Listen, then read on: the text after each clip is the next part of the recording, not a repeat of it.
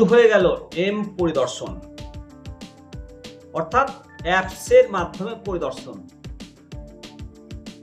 আর এই পরিদর্শন শুরু হচ্ছে সোমবার থেকে। রাজ্যের প্রত্যেকটি বিদ্যালয়ে সোমবার থেকে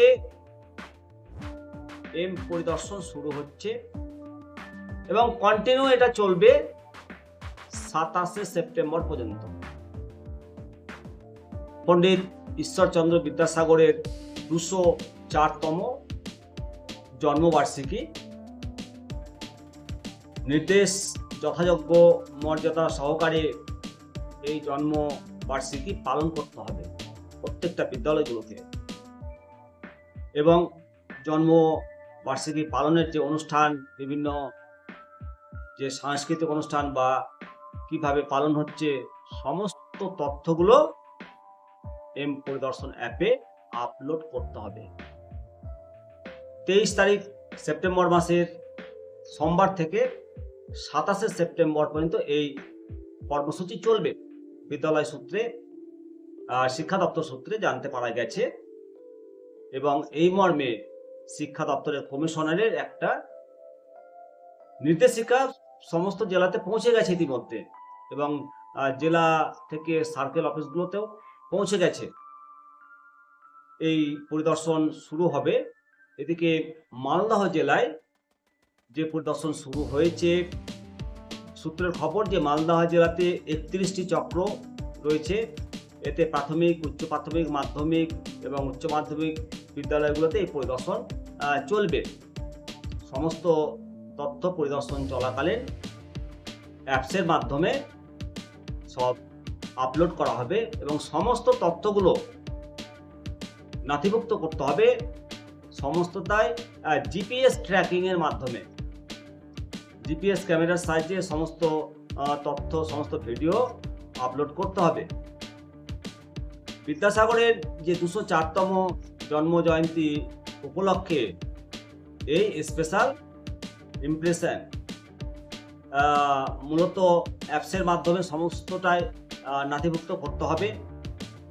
তবে এটা খুবই ভালো একটা উদ্যোগ শিক্ষা দপ্তরের। স্কুল পরিদর্শন হোক, এটা আমরা চাই। বেশি বেশি করে সমস্ত স্কুল পরিদর্শন হোক, জেলার, রাজ্যের প্রত্যেকটা বিদ্যালয়, সমস্ত স্কুলগুলো পরিদর্শন হোক এবং পরিদর্শনের পাশাপাশি বিদ্যালয়ের যে খামতিগুলো রয়েছে এবং পরিকাঠামোর যেটা দুর্বলতা রয়েছে সেটা দেখা হোক এবং সরকারের কাছে এটা মেটানো হোক, এটা দাবি। পরিদর্শন করে বিদ্যালয়গুলো যে খামতি রয়েছে সেই খামতিগুলো মেটানো হোক। তবে একটি কথা বলতেই হয়, এই যে বিদ্যাসাগরের যে অনুষ্ঠান, আরো বিভিন্ন রকম অনুষ্ঠান, বিভিন্ন রকম ক্রিয়াকর্ম চলে বিদ্যালয়গুলোতে, সমস্ত কিছুটাই নির্ভর করে কম্পোজিট ফান্ডের টাকায়। ইদানিং কম্পোজিট ফান্ডের টাকা পায়নি রাজ্যের অধিকাংশ বিদ্যালয়, প্রায় সমস্ত বিদ্যালয় বলা চলে। কিছু কিছু পেলে বলতে পারবো না, তবে মুর্শিদাবাদ জেলা বা আরো অন্যান্য জেলা পায়নি। কম্পোজিট গ্র্যান্টের টাকা না পেয়ে স্কুলগুলোর অবস্থা কিন্তু খুবই খারাপ। বহু স্কুল বিপাকে পড়েছে। খবরে যেটা প্রকাশ, যে প্রধানমন্ত্রী পিএমসি, যেটা বলা হচ্ছে প্রধানমন্ত্রী পিএমসি প্রকল্প চালুর জন্য কেন্দ্রীয় সরকারের সঙ্গে মৌ স্বাক্ষর করেনি রাজ্য সরকার। এর জেরে সমগ্র শিক্ষা মিশনের যে টাকা বরাদ্দ পশ্চিমবঙ্গ সহ বেশ কিছু রাজ্যে আটকে গেছে। কারণ সমগ্র শিক্ষা অভিযানের টাকা পাওয়ার শর্ত হিসেবে যেটা আরোপ করা হয়েছে, সেটা এই প্রকল্পের যেটা মুখ্য ব্যাপার বলে জানতে পেরেছি, সেটা হলো রাজ্যের জমিতে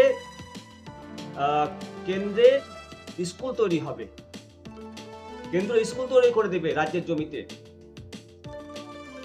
কয়েক বছর পর এই স্কুলগুলোর খরচ রাজ্য সরকারকে চালাতে হবে। এর ফলে রাজি হয়নি রাজ্য সরকার। আর এই কারণেই কেন্দ্র যে বরাদ্দ, সে বরাদ্দ বন্ধ হয়ে গেছে। কম্পোজিট গ্র্যান্টের টাকা বরাদ্দ বন্ধ হয়ে যাওয়ার ফলে বিদ্যালয়গুলোকে এই টাকা দিতে পারছে না। রাজ্য সরকার টাকা পায়নি, টাকা না পাওয়ায় অর্থ সংকটে ভুগছে। প্রাথমিক স্কুলগুলো খুবই ভুগছে, খুবই হাল খারাপ। ইলেকট্রিকের বিল দিতে পারছে না। ইলেকট্রিকের বিল তো দেয় না, ওই কম্পোজিট ফান্ডের টাকা থেকে দেওয়া হয়। আর এদিক ওদিক শিক্ষকদের পকেট থেকে ম্যানেজ করে শিক্ষকদের কাছ থেকে বা প্রধান শিক্ষক নিজেরা টাকা দেয়। এমত অবস্থায় কম্পোজিট গ্র্যান্টের টাকা যদি না পায়, তার মধ্যে আবার বিদ্যাসাগরের অনুষ্ঠান, আরও ধারের খাতাটা বাড়বে। বর্তমানে স্কুলগুলোর যে কাজ, বিভিন্ন প্রকল্পের রিপোর্ট, বিভিন্ন তথ্য, সমস্ত কিছুর জন্যে প্রিন্টিং খরচ, জেরক্স খরচ, এগুলোর বহর বেড়েছে। তাছাড়া চক, ডাস্টার, স্কুলের ছোট ছোট কাজ, বিভিন্ন খরচ বেড়েছে। সূত্রের খবর যে বিদ্যুৎ বিলের টাকা স্থানীয় পঞ্চায়েতের বা পৌরসভার দেওয়ার কথা থাকলেও তারা কিন্তু দেন না, এবং বিদ্যুৎ বিল বকেয়া থাকায় বিদ্যুৎ কাটারও হুঁশিয়ারি পাচ্ছে বিদ্যুৎ দপ্তরের কাছ থেকে বিভিন্ন বিদ্যালয়গুলো। ফলে উপায় না পেয়ে যা দুঃসহ গরম পড়েছে, এই গরম থেকে বাঁচার জন্য বাধ্য হয়ে প্রধান শিক্ষকরা পকেট থেকে ইলেকট্রিকের বিল মেটাতে বাধ্য হচ্ছে। যাই হোক, এই যে টাকা, কম্পোজিট ফান্ডের টাকা, প্রতি বছর এপ্রিল মাসের কাছাকাছি এই টাকা পাওয়া যায়। গত কয়েক বছর থেকে এই টাকা নির্দিষ্ট সময়ে পাওয়া যাচ্ছে না। টাকা পেতে পেতে বছর প্রায় শেষ হয়ে গেল। সেপ্টেম্বর মাস শেষ হতে চলল, টাকার কোনো খবর নেই। যে টাকা দেওয়া হয় তাতে 50 জন ছাত্র পিছু 5,000 টাকা পায়। 50 জন ছাত্র থাকলে, 100 জন ছাত্র থাকলে বছরে 12,500 টাকা পাওয়া যায়। আর 100 জনের বেশি ছাত্রী থাকলে 25,000 টাকা পাওয়া যায়। এই টাকা তো দিচ্ছেই না, তাই এই টাকা যদি নিজেদের গাঁটে থেকে খরচ করতে হয় প্রধান শিক্ষকদেরকে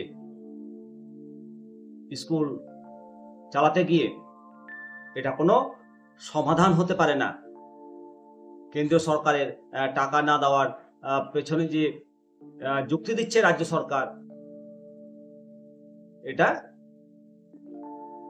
এই যুক্তি দিয়ে প্রধান শিক্ষকদেরকে খরচ করানো, এটা কোনো সমাধান কি হতে পারে? আপনারা অবশ্যই মতামত দেবেন, কারণ শিক্ষাক্ষেত্রে তো সরকারের, কেন্দ্র সরকার, রাজ্য সরকার প্রত্যেকটা একটা বাজেট থাকে। সেই বাজেটের টাকাটাই না হয় দেখ।